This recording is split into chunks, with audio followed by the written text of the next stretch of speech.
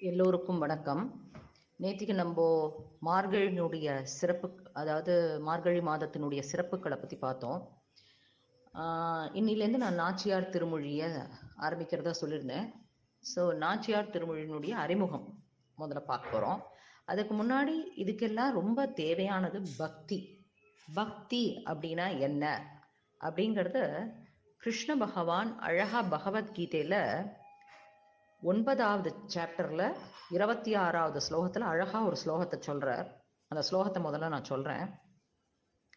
பத்ரம் புஷ்பம் பலம் தோயம் யோமி பக்தியா பிரயச்சதிஹி ததகம் பக்தி உபகிருதம் அஸ்னாமி பிரயதாத்மனஹா. திரும்பி அந்த ஸ்லோகத்தை சொல்றேன், அதுக்கப்புறம் அதோட அர்த்தத்தை பார்க்கலாம். பத்ரம் புஷ்பம் பலந்தோயம் யோமி பக்தியா பிரயச்சதிஹி ததகம் பக்தி உபகிருதம் அஸ்னாமி பிரயதாத்மனஹா.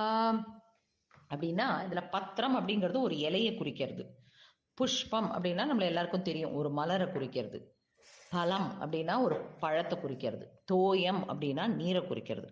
இதுல இந்த பகவத்கீதை ஸ்லோகத்துல அவர் என்ன, கிருஷ்ண பகவான் என்ன சொல்றாருன்னா, என் பக்தன் பக்தியோட தூய்மையான உணர்வால் சமர்ப்பிக்கும் ஒரு இலையோ, இல்ல அதுக்கு இல்லைன்னா ஒரு பூவோ, இல்ல ஒரு பழமோ, அல்லது தண்ணீர் கூட நான் மகிழ்ச்சியாக ஏற்றுக்கொள்வேன் அப்படிங்கிறார். அப்படின்னா உங்கள்கிட்ட ஒரு பழம் மட்டும் இருந்தால் அதை கடவுளுக்கு அர்ப்பணிங்கோ, அவர் மகிழ்ச்சி அடைவார். பழம் இல்லையா, ஒன்றும் பிரச்சனை இல்லை, பூவை வழங்குங்க.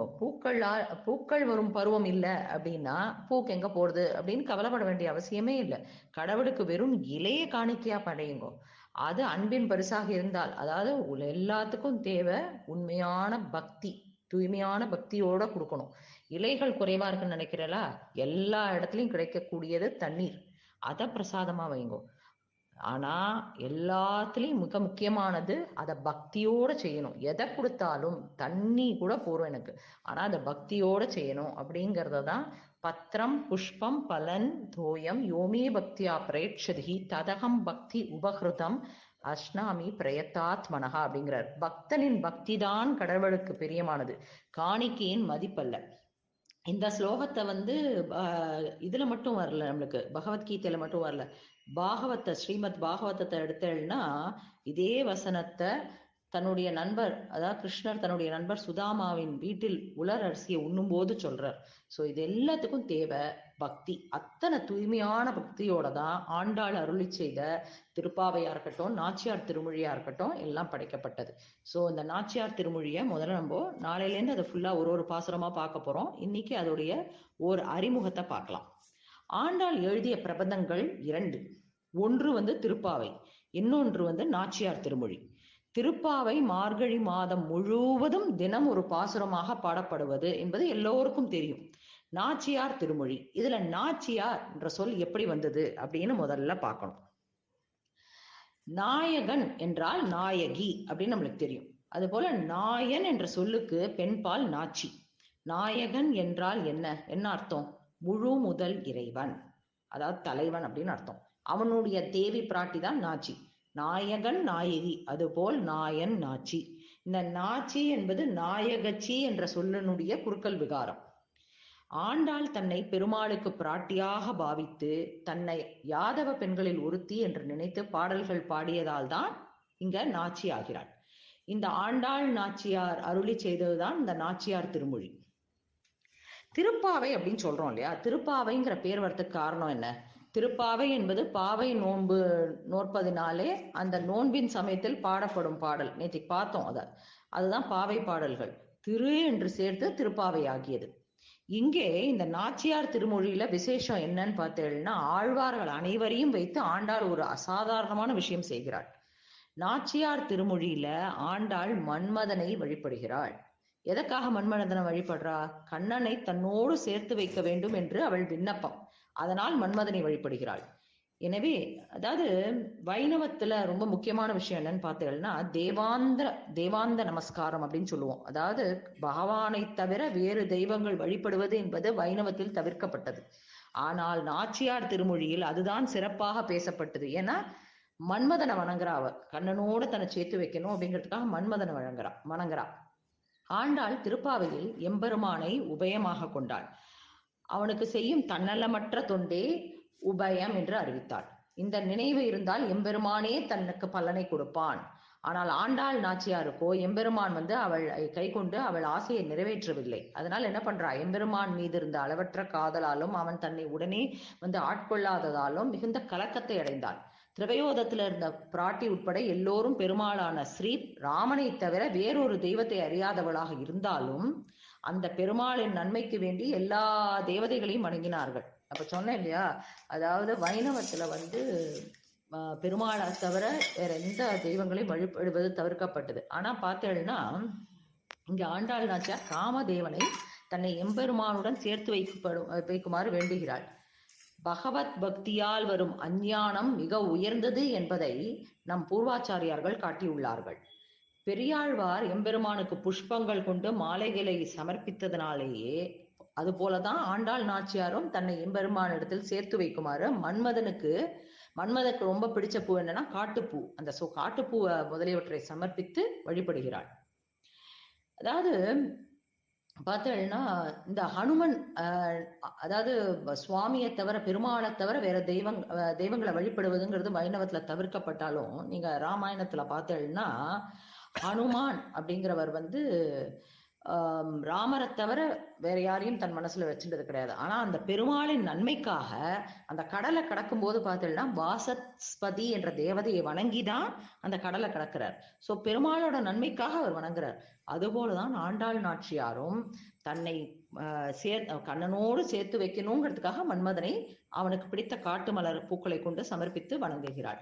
இதுல முதல் 10 பாட்டுல பாத்தீங்கன்னா மன்மதன் வழிபாடுதான் ஃபுல்லா இருக்கும். பொதுவா பார்த்தேன்னா திருப்பாவை எடுத்தேன்னா மார்கழி திங்கள் மதி நிறைந்த நன்னாளாயின்னு ஸ்டார்ட் பண்ணாலே போறோம், கடகடன்னு கடைசி பாடல் வரை எல்லோரும் பாடிடுவோம். ஆனா நாச்சியார் திருமொழியில வாரணம் ஆயிரம் அப்படிங்கிற பகுதி தான் ஓரளவுக்கு பிரபலம். மற்ற பாடல்கள்லாம் அதிகமா நிறைய பேரால பாடப்படுறது இல்ல. இந்த நாச்சியார் திருமொழியானா ரொம்ப ரொம்ப ரொம்ப சிறப்பு வாய்ந்த நூல். வைணவ ஆழ்வார்களில் ஒருவராகிய ஆண்டாளால் பாடப்பட்டது அது ஒண்ணு. அது மட்டும் இல்லாம இந்த வைணவ நூல்களின் தொகுப்பான 4000 திவ்ய பிரபந்தத்தின் ஒரு பகுதியாக இந்த நூல் இடம் பிடிச்சிருக்கு. அதாவது 4000 திவ்ய பிரபந்தத்துல எடுத்துட்டேன்னா 504 646 வரைக்கும் இந்த பாடல் தான். அதாவது 143 பாடல்கள் கொண்ட அந்த 143 பாடல்களும் இந்த பாடல்களா இருக்கும். கண்ணனை தனது நாயகனாக கொண்டு அவனை அடைய துடிக்கும் ஆண்டாளின் தவிப்பை எடுத்து காட்டுகிறது. இந்த மோஸ்டா இந்த பாடல் எல்லாத்துலயும் பார்த்தேன்னா காதல் சுவை மேலோங்கி இருப்பதை பார்க்கலாம். நம்ம ஒவ்வொரு பாசுரமா பார்க்க போறோம். நான் சொன்ன மாதிரி முதல் 10 பாசுரத்துல மன்மதனோட வழிபாடுதான். ஒவ்வொரு பாசுரமா நம்ம பார்க்க போறோம். அதை பத்தி முதல் 10 பாசுரத்தை பத்தி ஒரு சின்ன ஷார்ட் இன்ட்ரோடக்ஷன் கொடுக்கலான் இருக்கேன். முதல் பாசுரத்துல என்ன ஆண்டாள் நாச்சியார் என்ன சொல்ல வராங்கன்னா, காமனையும் அவன் தம்பி சாமனையும், காமனோட தம்பி சாமனையும் வணங்கி கிரமத்தை விளக்குறா, தனக்கு என்ன வேண்டும்ங்கிறத விளக்குறா. 2ஆம் பாசுரத்துல தன் நோன்பின் கிரமத்தை இன்னும் விரிவாக உரைத்து எம்பெருமானுடன் தன்னை சேர்க்க வேண்டும் என்று பிரார்த்திக்கிறாள். 3ஆம் பாசுரத்துல பார்த்தேன்னா, நான் உன்னை நிந்திக்காமல் இருக்கணும்னா நீ என்ன திருவேங்கடமுடியானோட சேர்த்து விடணும் அப்படின்னு சொல்றா. 4ஆம் பாசுரத்துல பார்த்தேன்னா தன்னுடைய வருத்தத்தின் மிகுதியை தெரிவிக்கிறாள். 5ஆம் பாசுரத்துல எம்பெருமான் ஒருவனை தவிர வேறு ஒருவனுடன் தன்னை இணைத்து பேசினால் தான் உயிர் வாழ மாட்டேன் என்று கூறுகிறாள். அதாவது இந்த மாதிரி 5ஆம் பாசுரத்துல அப்படி சொல்றா. 6ஆம் பாசுரத்துல இதில் பகவான் அனுபவிக்க முற்படும் பொழுது ஸ்தவ குணத்தில் ஊறியவர்களுடன் கூடி அனுபவிப்பது போல காமசாஸ்திரத்தில் வல்லவர்களோடு கூடி சென்று எம்பெருமானை அடைவதற்காக காமனை பிரார்த்திக்கிறாள். 7ஆம் பாசுரத்துல எம்பெருமான் தன்னை கைகளால் தீண்டும்படி நீ செய்ய வேண்டும் என்கிறாள். எம்பெருமானுக்கே தன்னுடைய பக்தி இருக்கும் என்பதை விளக்குகிறாள். எல்லாத்துலயும் காதல் மட்டும் இல்ல, பக்தி மேலோங்கி இருக்கிறது. நான் சொன்னேன் இல்லையா, பக்திங்கிறது மிக மிக மிக முக்கியம். ஒரு பெருமாளை பகவானை அடையணும்னா தூய்மையான பக்தி தான் மிக முக்கியம். 8ஆம் பாசுரத்துல தன்னுடைய ஸ்வரூபத்தை சேர்ந்த செயலான எம்பெருமானுடைய திருவடிகளுக்கு தொண்டு செய்வதை அருளுமாறு கேட்கிறாள். 9ஆம் பாசுரத்துல தனக்கு அருளாவிட்டால் மன்மதனுக்கு வரக்கூடிய அனர்த்தத்தை சொல்கிறாள். 10ஆம் பாசுரத்துல 10 பாசுரங்களையும் கற்றதற்கு பலன் சொல்லி முடிக்கிறாள். சோ இந்த இதான் மொத்தமா பார்த்தோம்னா இந்த ஃபர்ஸ்ட் 10 முதல் 10 பாடல்கள்ல மன்மதனை வணங்குற மாதிரி வரும். நம்ம ஒவ்வொரு ஃபுல்லா இந்த நாச்சியார் திருமொழி ஒவ்வொரு பாடலா நம்ம பார்க்க போறோம் நாளையிலேருந்து. ஸோ இன்னைக்கு நாச்சியார் திருமொழியினுடைய அறிமுகத்தை பார்த்தோம். ரொம்ப முக்கியமா தெரிஞ்சுக்க வேண்டியது என்னன்னா, எந்த செயல் செய்தாலும் பகவானுக்கு தூய்மையான பக்தியோட செய்யணும். எவ்வளவு செய்யறோம்ங்கிறது முக்கியம் இல்ல, தூய்மையான பக்தி தான் முக்கியம். பக்தி என்பதை பத்தி தான் இன்னைக்கு பார்த்து நாச்சியார் திருமொழியினுடைய அறிமுகத்தை பார்த்தோம். நாளைக்கு ஒவ்வொரு பாசுரமா நம்ம பார்க்க போறோம் நாச்சியார் திருமொழியில. வாழ்க வளமுடன். தேங்க்யூ.